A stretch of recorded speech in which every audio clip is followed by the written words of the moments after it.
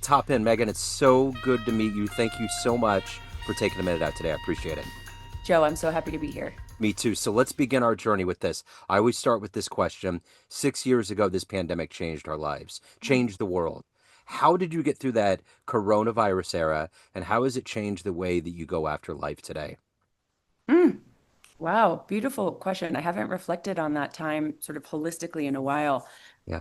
Look, I was living in the Bay Area in San Francisco, in like a two-bedroom apartment, with my son and my partner, and our backyard was the Presidio and the parks and the open spaces. That all closed down. I found out I was pregnant. I found out I was pregnant literally a week after like shut down, was announced in March. And a lot had to shift. We moved out to the East Bay, kind of the quintessential looking for more space now that we're really hunkered down at home. All of it together, I think, really, look, I'm a silver linings person. Like there's so much loss and grief to be had, not just around life, certainly life, but also people, how they had made their work and their purpose that completely shifted. So a lot to grieve, but I really am a silver linings person. And for me, it was like, okay, what is this opening up in the way of how do I want to connect with my people? How do I want to connect with Mother Earth, right? Like not being able to go to the park, changes your relationship to this thing maybe you took for granted. So I think in some, it was a whole reshift of priorities. Having my baby in that time, I was still working really hard. Um, and there was just like a lot of kind of isolation and loneliness. So coming out of that, I think it was about if I'm going to be showing up to an office, am I surrounded by people that like light me up or that suck the energy? That differentiation got a little bit more honed. Yeah. Um, so a lot of like, I think it was a real reprioritizing shift for many people. And for me, that looked like in my workspace, surrounding myself with people who were my people, in my home space, being more present. All actually a lot of really positive things. Yeah, I agree. I think there was a really good reset for all of us. So there's so many titles that you possess. Mm. And I want to get to the essence and synthesize exactly what you do for a living. So I'm going to put you in front of 13-year-olds, 12, 13-year-olds. It's career day. And one of the Yeah. kids just want to know what you do for a living. How do you answer that child? Mm. For a living, I create products. I create shoes. It's a footwear brand. But more than shoes, I share messages. So through this product that I have put, on your feet, on your parents' feet, I share a message about what it means to show up as ourselves in our bodies, comfortable in who we are. So what did you want to be when you were that age? What was your dream life? I mean, funny is I used to always, funny that I thought about it through the lens of what I was wearing, right? Because that ties to this whole what we put on our body, how we show up. It certainly impacts it. I thought of myself as a businesswoman. It was suit, it was power suit, which is interesting because then my entire shift to building this business and launching it was leaving that environment because I realized I felt like I was dressing into a part. Yeah. I wanted to be able to wear my sweatshirt and my slides in the boardroom, which I could have done, but in that moment it didn't feel safe. I came from a finance background, private equity, corporate America. And so it's funny that my vision as a kid was the thing that I did step into and then I built a business in order to step out of. So take me back to your beginnings. What were the seeds that were planted that gave you this idea of wanting to be a businesswoman and that ultimately evolved into who you are, of being conscious and having a message and Mhm. helping people along with selling products? You know, my dad really drove a lot of purpose through his work. And it took him a while. He went to college later in life. He grew up in extreme poverty. And so I think I just really watched him show up with that briefcase, and the tie, and he provided for us, and he built a beautiful life. And I think I had so much respect for that. And I grew up with three sisters. So it was like, kind of this male energy doing that thing that the patriarchy says the the man does. And I think I was always like, well, I have that power. I want Yeah. to step into that responsibility for my family. So I think it really started with his work ethic, honestly. I mean, he just retired, and it was such a process to watch him put down the thing that drove him Yeah. really his whole life. What are your thoughts on retirement for yourself? Because that is a weird thing.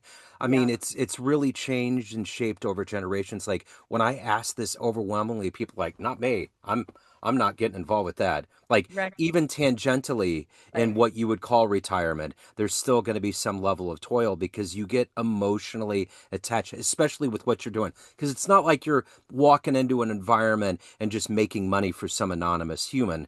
right. You're actually building an empire that's a Yeah. part of you and a message that you want to build. So, what is your thought when that big word comes up? Yeah, it doesn't land for me. It doesn't land as truth. I think in an old iteration of how I showed up to work, how I thought about work, it was the escape route because I was not able to show up in my full embodied self.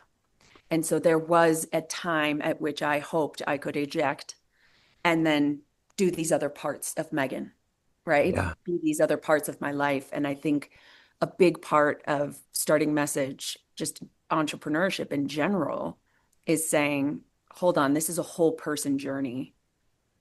I get to show up as me in all aspects of what that means. And by the way, that's, you know, soul crushing and punishing and all the things at times because it's scary and it's big and it's different, but it's so rewarding that I it builds me as much as I build it. So why eject? So, going from those early years, the very young years of dreaming of the power suits, to evolving to where you're at today with making things, you have your own, you have your own company, and you're putting a message out. Who's been that inspiration? Who's been that heroic force in your life that's allowed you to evolve and navigate and get to this place you're at? Honestly, I don't love the answer that I'm about, or I'm uncomfortable with the answer that's about to come through because I want to say, I don't know, someone who we all like hold hands and agree is super inspirational, but honestly, me, like I had to be the person. I had to figure out what that even meant. It Yeah. was, I had to be the person to keep pulling myself along. I still do, we're early in our journey.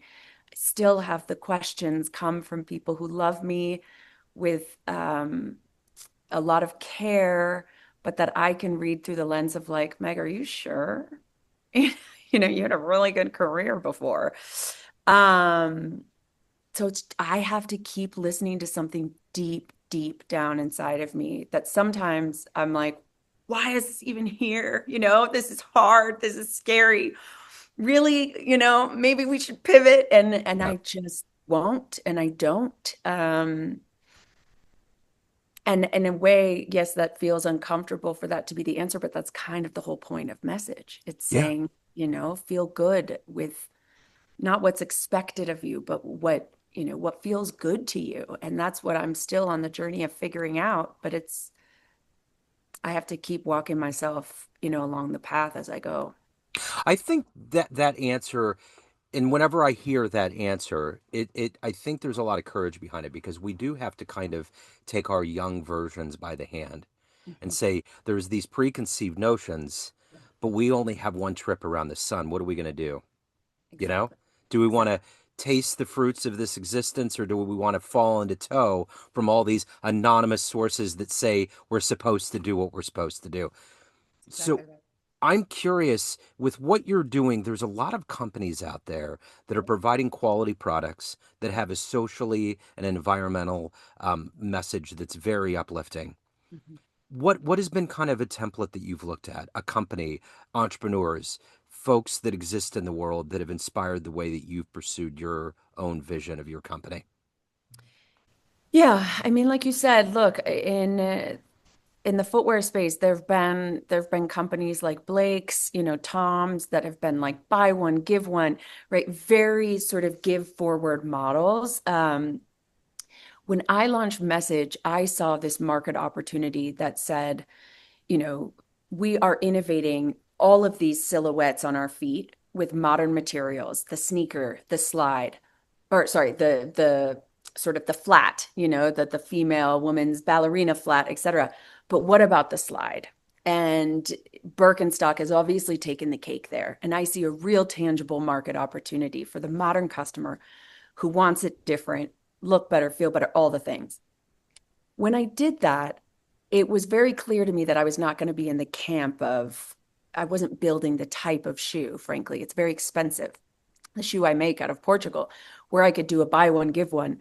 And so I think, together with the work that I had done in other businesses around sustainability, it really became a true sort of very authentic way of walking the path of putting a new product out in the world, which looked like actually the opposite of a lot of greenwashing and this is a plastic water bottle turned into a shoe. Feel good about it. It's like, well, hold on. Yes, and if we're flying that from Asia to here to produce to there, like what is the again, it's kind of like the whole person journey, but the whole product journey. Like, what is the way that I can do this with integrity, saying it's still a product out in the world, but it's better.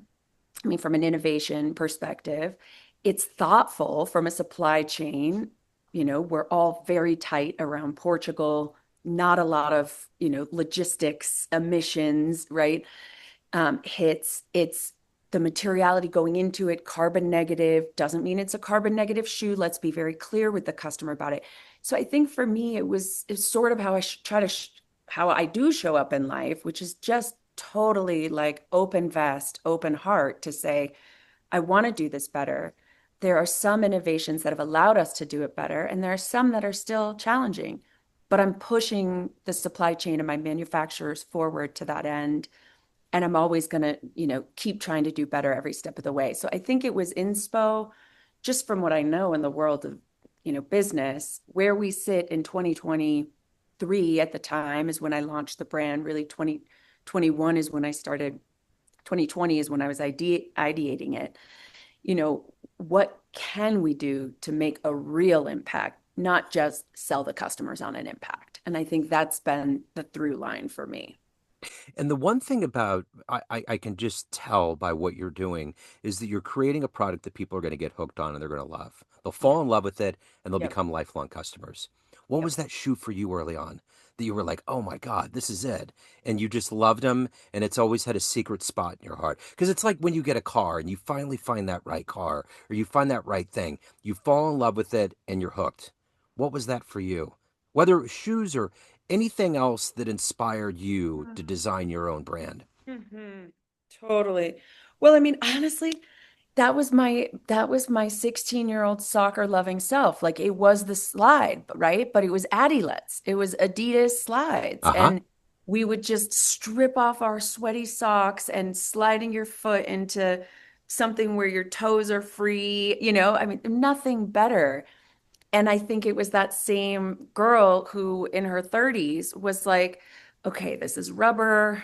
It's not super cute, but it's fabulous in terms of what this allows us to do, the Hmm. places and spaces we can move and flow into our lives in this. So I really think it was that Adilet, that very simple single band silhouette that I lived in as a soccer player. So the one thing about being an entrepreneur is that it's a lifelong learning process. You got the failures, you learn from it, but it's about learning and learning from peers, so to speak. If you could meet one entrepreneur, one company owner on the planet right now, have a lunch, spend some time, someone that might help you on your journey, who'd you love to talk to? You know, I feel like I feel like this might be a common answer, so I wish that I had something more unique.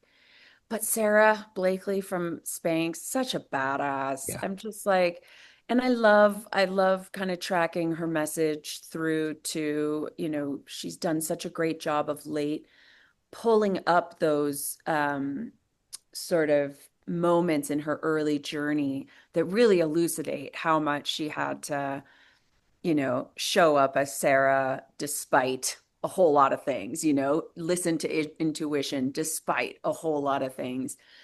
And I really respect that. It's like her, Jamie Kern from It Cosmetics, like same idea.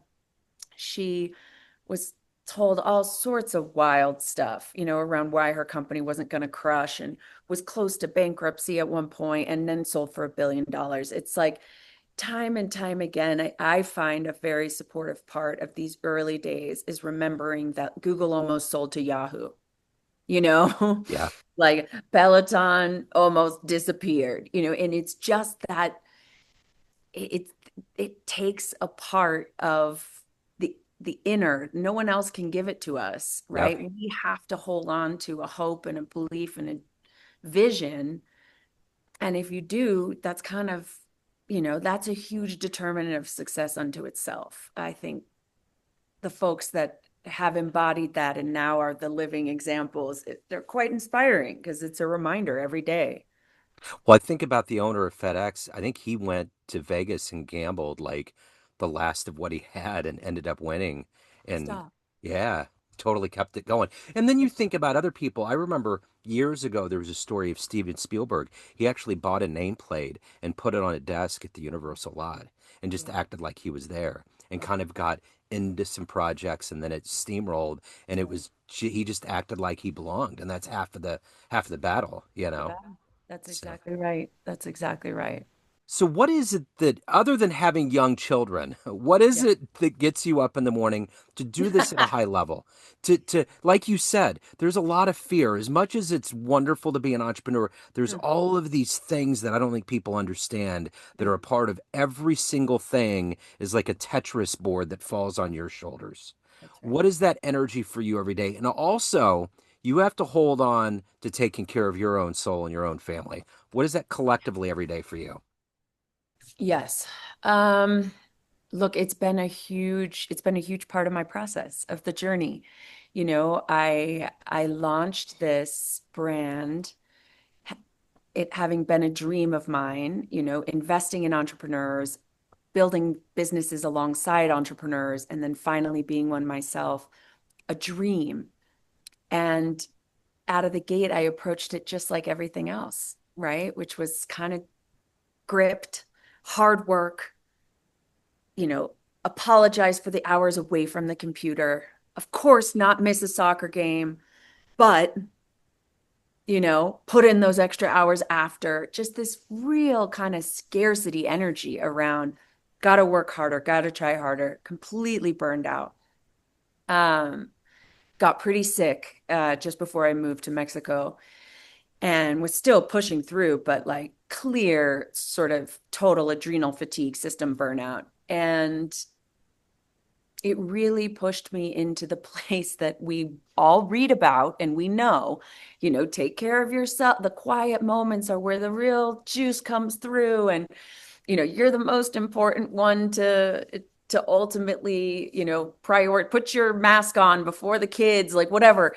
We read all of this, we know all of this. Does it always mean that's how we wake up and show up every day? No, we have deep conditioning and wiring that has to be undone. And I'm very much in the process of doing that, where I now wake up every day, take moments, without my phone, without my kids, meditation, whatever you want to call it, but listening to what's happening outside, tapping into something bigger, giving all the gratitude in the world for what's here.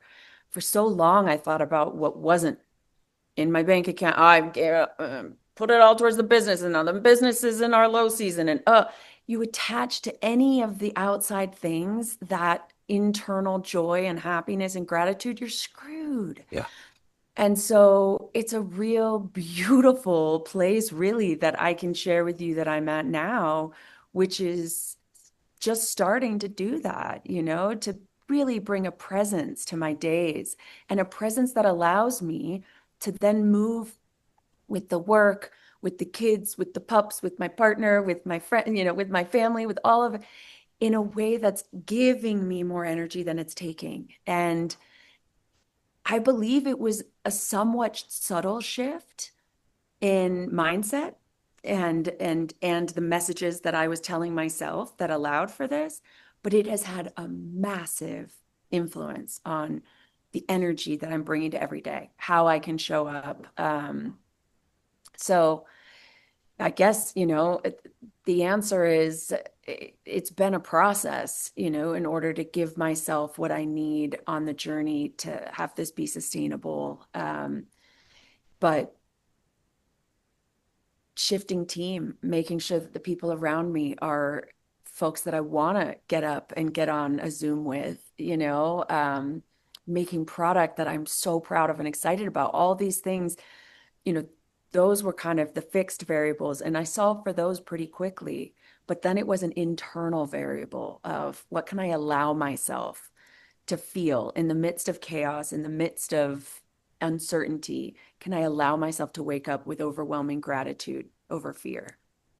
So let's say you have a dream tonight. You run into an 18-year-old version of you ready to go out and take on the world. Hmm. And you have a big coffee table book in your hands. And Yep. it's kind of a synopsis of the life that you've lived so far. And you hand it over and you say, this is the life that's Yep. happened to you so far. Would that young version of you believe that this happened? No, I think she would run for the hills. No.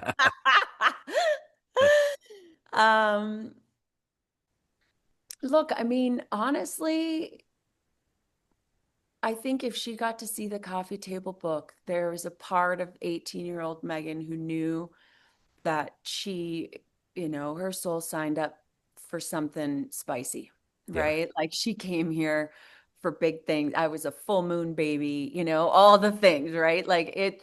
So I actually think she would be like, okay, this tracks. This tracks with what we're feeling. Because I believe, it's backwards forwards. It's like intuition. Has it happened already? Is it gonna happen? And so I think she would have been like, yeah, that probably tracks and let's go. Yeah, for sure. So let me ask you this. Everyone has a perception of you, family, friends, Yep. colleagues, clients, everyone that knows you, but Yep. you run the show. What's your perception of you? Who do you think you are?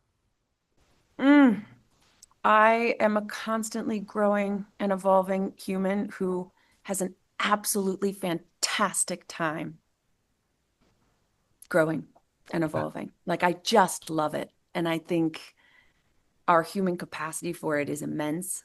I think my capacity for it is probably unique, but my joy of it is what really, I think, kind of not sets me apart, but makes me me. I just love it. So if you could get into a time machine, go back in time and see one event in human history, where are you going? What do you want to see? Mm. And it won't create a tear in time. You just get to see it and come back if you want. Oh, that's a good one. It's That's fun. hard. That's I know. spicy. It's a I lot love of stuff. I mean, part of me is like, I want to go back to like Salem and witch, Uh-huh. like, Uh-huh. yeah, Yeah. like I feel in my life, I feel so much of our ancestry and lineage that moves through me. And I think I have a lot of intrigue around, some of the magic, that women and intuitives have held and shown and then stopped showing, because of how dangerous it was and how they were treated. I would love to have been there. Yeah. So if anybody's ready to dive into your wonderful products, they have questions, they want to peruse any of the good business, where do they go? Wearmessage.com. So Okay. wear like WEAR message.com. Okay. I will put links in the show notes. So What a wonderful time. Thank you so much for your time. This has been Thank great. you. Thank you for your beautiful questions. This is Thank you. fabulous. Yeah.